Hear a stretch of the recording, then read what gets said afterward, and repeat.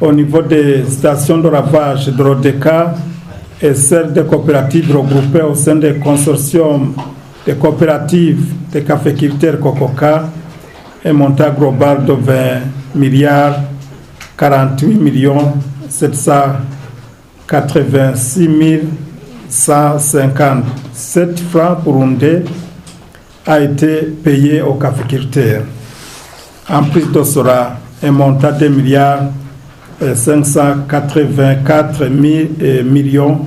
662 200 francs burundais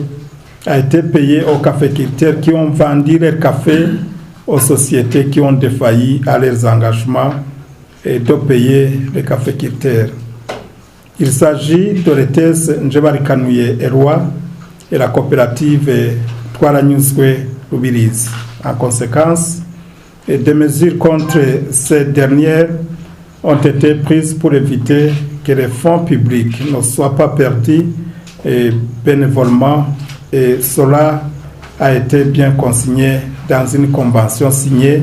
entre les deux parties.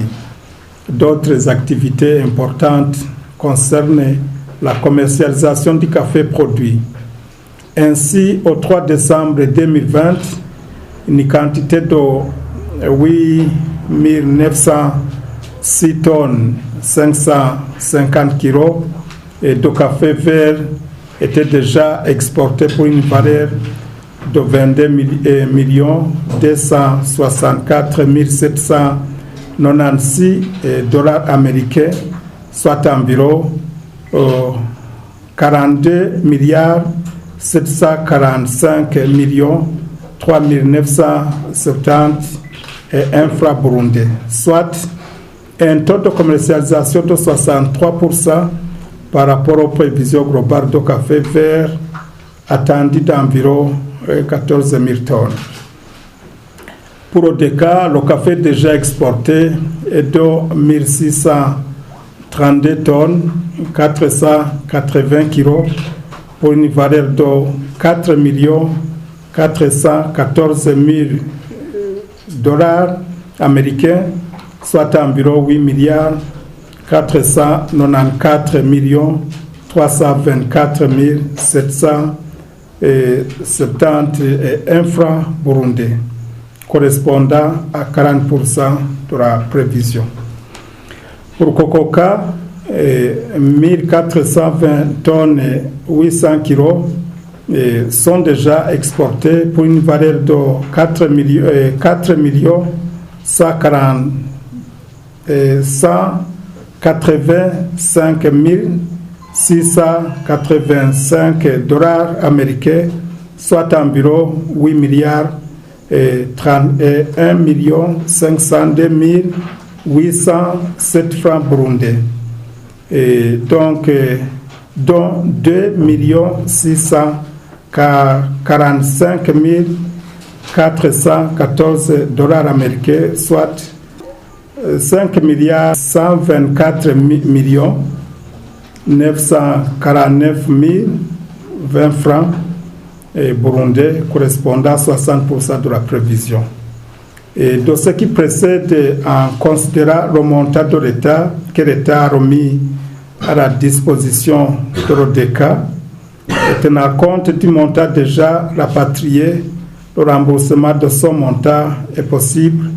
étant donné aussi que l'ODECA et Cococa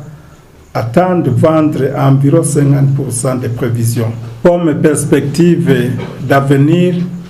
l'ODECA va mettre en place des plantations industrielles et des caféiers propres à l'État, avec comme objectif d'accroître la production nationale, valoriser les propriétés de l'État, abritant les sociétés de dépulpage et lavage du café, servir de modèle aux caféiculteurs et enfin, de compte, pérenniser la filière café. Pour cette année de démarrage, on compte installer des plants de caféiers sur 67 hectares dans les provinces de Changuzo, Ruyigi et Mwaro. En ce qui concerne la redynamisation de l'encadrement des techniciens des bureaux provinciaux, de l'environnement, de l'agriculture et de l'élevage, sont impliqués dans cette activité jusqu'au niveau des collines. Son personnel est déjà à l'œuvre sous la coordination de l'ODECA et de la DGMAVA et les résultats sont très satisfaisants. Quant à la recherche des essais sur la valorisation de la pulpe, sont en cours de réalisation par la FOMI